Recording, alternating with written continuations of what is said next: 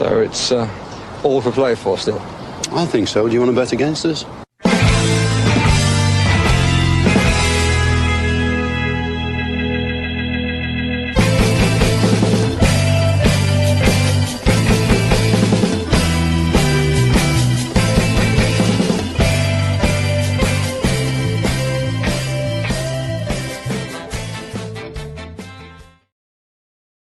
Hello, everybody, and welcome to For the Love of Paul McGrath podcast. And this is kind of a bit of a bonus episode because I'm delighted today to be joined by Quentin Gesp. And I did practice that beforehand with Quentin to try and get the pronunciation right. But I'm delighted to be joined by Quentin today from 90 Minutes Football to chat about Paris Saint-Germain. Obviously, there's a little known game going on tomorrow, you know, between the Pride of Birmingham and the Pride of Paris. So it's I said, who better to get to chat on that game? And thank you so much for joining me from Paris today, Quentin. Hi, Neil. Yeah, thanks a lot for having me. I'm indeed from Paris. It's a lovely day here, clear blue sky. So hopefully it lasts until Thursday when we played them. Exactly. Yeah. It's going to be, as I say, it's going to be really, really great spectacle, I think. And you're probably going to bump into a lot of Aston Villa fans, which is going to be great for you because you too are an Aston Villa fan as well, Quentin.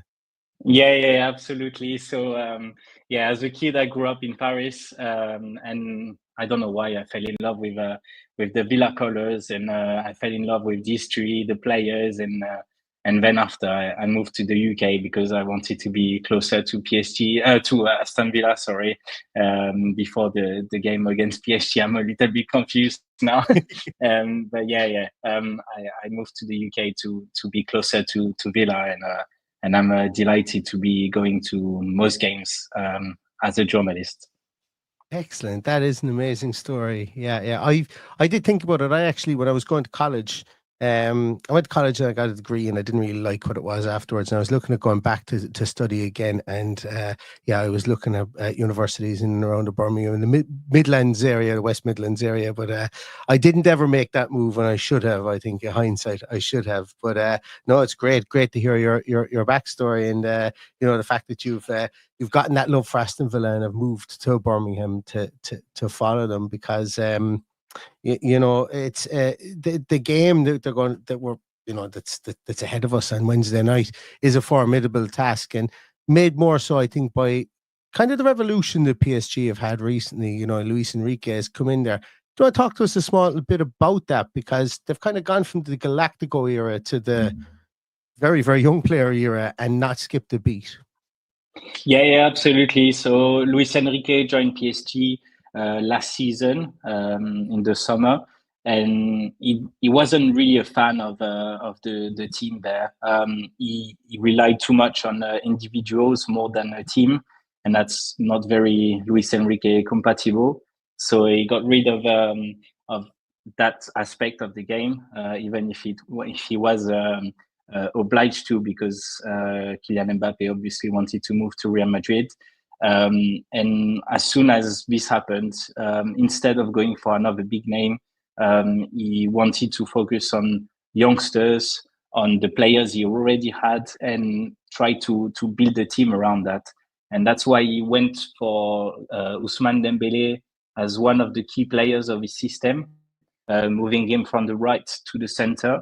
And he built around that, and it worked perfectly well because now he has a team made of very talented players, really tactically adaptable to the system, and also he wanted to have more versatile players, to have more systems he could work around with, and it works now. Even if at the start of the season it didn't started really well, mainly in the Champions League. But now they are clearly one of the favorites for the win in the competition. So you can see that it worked quite well.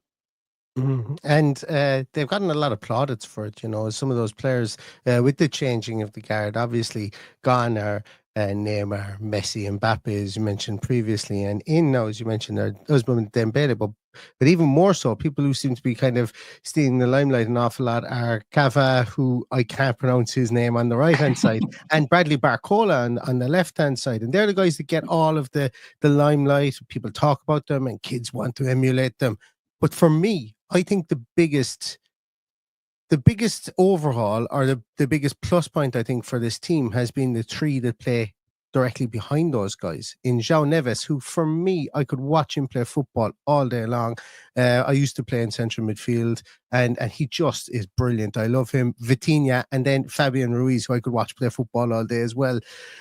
What's the feeling in around Paris? Like, I get a feeling that they know that they've got three good strikers, but that they've got a very good feeling they've got real lightning in a bottle with that three in midfield, that the fact they can dictate any game. Would I be right in saying that?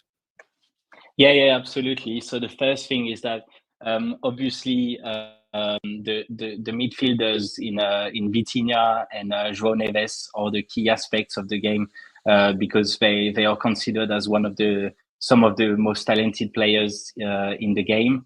But the feeling around Fabian Ruiz amongst PSG fans is not as clear and obvious as for all of us observers. Because they are not convinced by his game. They think he's too slow. They think he's not as impactful as the other two. Whereas, when you watch his game closely and you see the stats that surrounds his game, is one of the key players of Luis Enrique, and Luis Enrique constantly speaks about him in his press conferences. Mentioning that he's one of the most important players he has in his squad. And it's a little bit strange to see the PSG fans reacting to his performances, because he's clearly one of the key players of this season, and especially the second part of the season. But the full aspect is around João Neves and Vitinha, who are two gems in this team. Excellent, yeah, and look, if they want to move Fabian Ruiz, if you want to bring him back to Birmingham with you, I won't say no to that for sure. I definitely won't, because I just, like, he came alive. I think, well, not came alive, but he was sparkling for Spain in the recent Euros, and I think that his game is probably. I thought that his game is. If you're expecting him to be something different than he is, then yes, you could find fault for it. But what he does and the talent that he has at the level that he plays at, I think is fantastic. Now, they are going to be missing, PSG are going to be missing quite the beating heart of the defence, I'm going to say, I suppose, really, in Marquinhos. I think he's their longest serving player, club captain as well. He's not going to be there.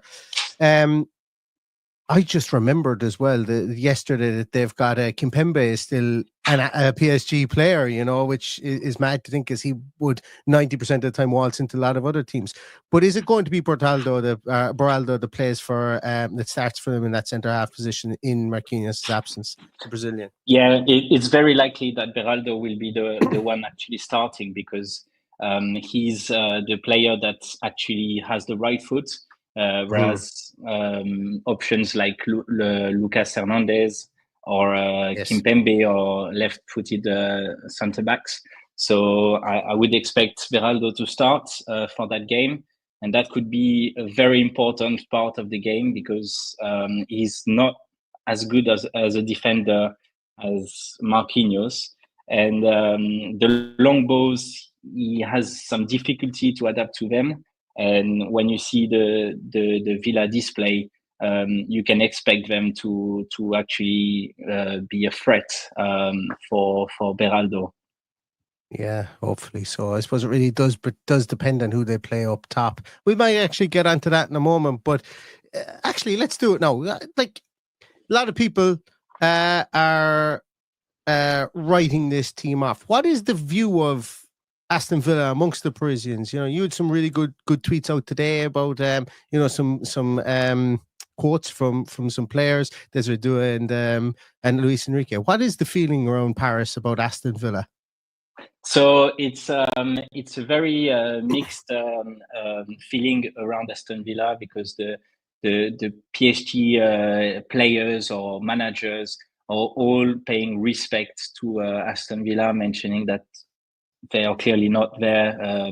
If they wouldn't be there if they were a great team. They mentioned that Aston Villa is amongst one of the teams that could win the competition, being still in the quarterfinals. But yeah, most of them are actually really impressed by PSG. Luis Enrique mentioned that in terms of passing and the long balls, they are one of the best teams in Europe. And Desiré Doué mentioned that they are a great team. But in terms of the media and the general public, Aston Villa is not clearly a favorite for that team, if I could say that. And some journalists are actually saying that PSG would make a big loss if they didn't qualify for the semi-final. Yeah, and you could argue so, because Aston Villa are clearly outsiders in this game, and that's probably the position that Unai Emery and his team would prefer to have before the game, to ease the pressure, to put it on PSG, and yeah, to based on history and the recent years, PSG are clearly favorites. They have the status to assume, and when you make it to the semi-final last year, you have to be in the semi-final the year after. So yeah, that's clearly on PSG's shoulder, I would say. Yeah, and it's you know, there's an expectancy, I would imagine, around Paris since the big takeover. It's a case of when and not if they will win the Champions League. But the longer it goes on, kind of like Manchester City as well, the longer it goes on, that word "if" becomes, from a two-letter word, becomes a really, really big word. So, you know, I can understand why they are expectant. You know, I can absolutely understand that. But yeah, I can imagine that Unai Emery has other plans in place for that result as well. And if you were Unai Emery and you were setting up the team, how, number one, I suppose, how would you set up the team, you know, personnel wise, and secondly, how can Aston Villa get at and beat PSG? That's a very tricky question, because obviously when you look at PSG's record this season, they have been so dominant. They have been winning all the games that they should be winning, especially in Ligue 1, where they still didn't lose any game, which is absolutely incredible, because at the start of the season, you could expect that without some key figures like Mbappe or Messi or Neymar or whoever you can mention, you don't have this leader able to score when the team is not doing so well. And the main force of this team has been the collective, which is very impressive. So I would say that Unai Emery's game need to be as clear and vertical as always, because the long passes range from players like Pau Torres, in my opinion, he will be key in this kind of games, because he's able to dictate the tempo. He's able to pass those balls in the right timing. And same as Yuri Tillemans. For me, they are the two main players in this kind of games, because they will be pressed all the time by this PSG side. And with their ability to actually keep the ball and pass the ball with a long distance, it can be very important. And then after, obviously, you can mention Marco Asensio, who's got the experience, and he will be expected to shine by the PSG public, because obviously he's on loan from PSG. And his recent record has been fantastic for Villa. So you will expect him to shine. And also, I would mention one player who will be key is Bouba Kamara. He's not talked about enough, but his ability to keep the ball, his ability to get the ball back as well defensively will be very important. And the other aspect is he's under a threat of a suspension. So if he gets a yellow card, the return leg will be very tricky. Yeah, I think, and that's something that Villa have to keep in mind. I think there's 5 Villa players that are under on yellow card precipice. Really, if they get a second one, or if they get another yellow card, they will be out of the return fixture. But you mentioned Boubacar Kamara, and I think you're dead right. He's going to be so pivotal because of the fact that we mentioned that Dembele normally plays through the center, and he does. But Barcola and Cava, they move. They're fluid. They can pop up on the left side, the right side, and they're encouraged to do that. Very much so. So, in the handover of players, obviously you're not going to be handing over them fullbacks, but in the handover of players between two centre halves that are running between them, Boubacar Kamara is going to be very important there. I think he's going to be hugely important in that, and that for me is really is a huge key area. You mentioned about Paul Torres there as well. I 100% agree with you. I think he will start Torres for that very reason, for the dictation of play. Plus also the massive pressing ability that that front three for PSG have. And I watched 2 of their games last night. I actually think that pressing ability, when it works, is brilliant, but when it doesn't work, can be a real Achilles heel for them, because the spacing between midfield and the strikers becomes huge in that area. And we know what Tielemans can do if he's in 5 or 6 yards of space with those long balls, as you mentioned, the ball forward, like you played for Morgan Rogers at the weekend for his goal. So there are areas, there are chinks of light there. There are ways that Villa can get at this team. And for me, I think it's all about going to the Parc des Princes, keeping it very tight, frustrating PSG like Liverpool did in the first leg. But this time we get to bring it back. We get to bring it back to Villa Park, where we've been dominant. And I get married 4 days after the return game in Villa Park, and she'll hardly cancel the wedding if I go missing for a couple of days, 4 days before the wedding. She'll never do that. She'll never cancel it. But I can't say that I'm not just going to disappear for 24 hours around that period of time if they do get to the second leg. But yeah, I'm really looking forward to tomorrow night and what that can bring for the return leg as well. So it's really interesting. And the other thing that we need to keep in mind as Villa fans is that the club has grown so much in the last couple of months that we need to remember that this is a long process. And even though Villa made it to the Champions League within 2 seasons, this is not normal in the ability of a club to grow. And this is something absolutely incredible. We need to enjoy these kind of moments because they are rare. And we need to just experience something that we've never experienced before.